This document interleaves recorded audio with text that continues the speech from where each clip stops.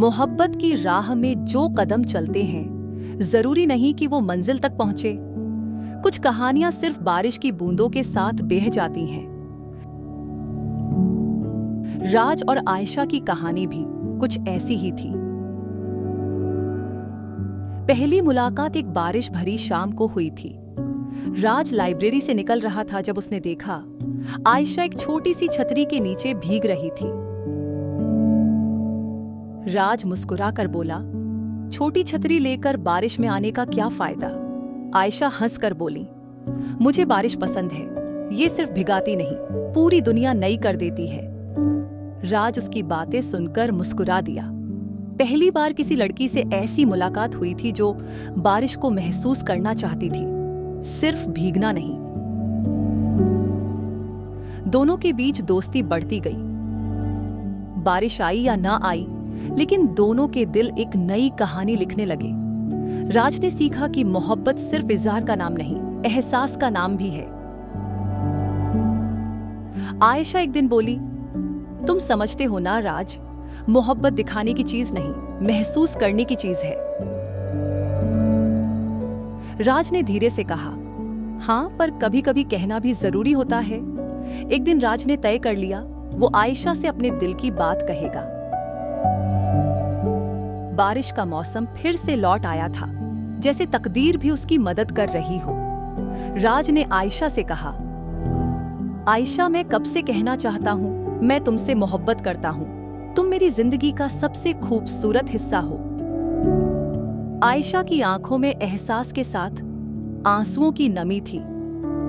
उसने कहा, राज, मैं भी तुमसे प्यार करती हूं, मगर राज के लिए जैसे वक्त थम गया जब उसने सुना, मुझे जाना होगा राज, मैं कैंसर से लड़ रही हूं, शायद मेरे पास ज्यादा वक्त नहीं है, मैं तुम्हें दुख नहीं देना चाहती।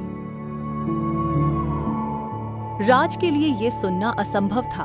उसने कहा, आयशा, तुम अकेली नहीं हो, हम इसके साथ लड़ेंगे। तुम मेरी मोहब्बत हो, मैं तुम्हें जाने नहीं दूंगा।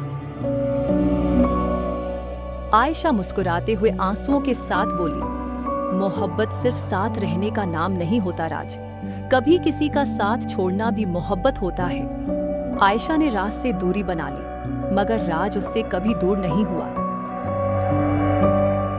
हर बारिश के साथ उसकी यादों का सिलसिला लौट आता है। एक दिन एक खत आया, आयशा का आखिरी संदेश। उसने लिखा था, राज, मुझे पता है तुम मुझसे नाराज हो, लेकिन ये नाराजगी एक दिन मोहब्बत बन जाएगी। हर बारिश के साथ मुझे याद करना, क्योंकि मैं हमेशा तुम्हारे साथ हूं, तुम्हारी आयशा। सालों बाद भी राज हर बारिश में आयशा को महसूस करता है। उसकी कहानी अधूरी जरूर रही, मगर मोहब्बत कभी खत्म नहीं हुई।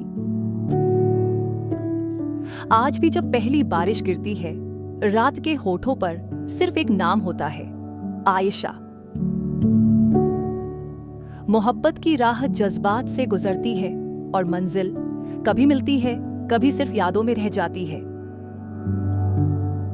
तो दोस्तों, कैसी लगी ये कहानी? कमेंट करके जरूर बताएं।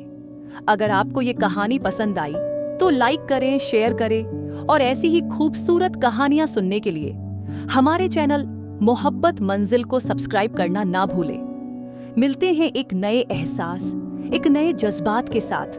मोहब्बत की राह, जज्बात की मंजिल।